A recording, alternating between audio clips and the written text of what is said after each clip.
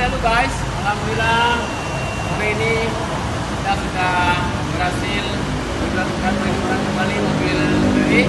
Ya, mudah-mudahan ini bermanfaat, kemudian membawa ceria dan kebahagiaan bagi pemiliknya, sehingga rekan semuanya, bagi yang ada mobil kopi ataupun yang boleh kita katakan klasik, tapi siap melakukan. Oke, baik ya untuk tetap sehat. Selamat.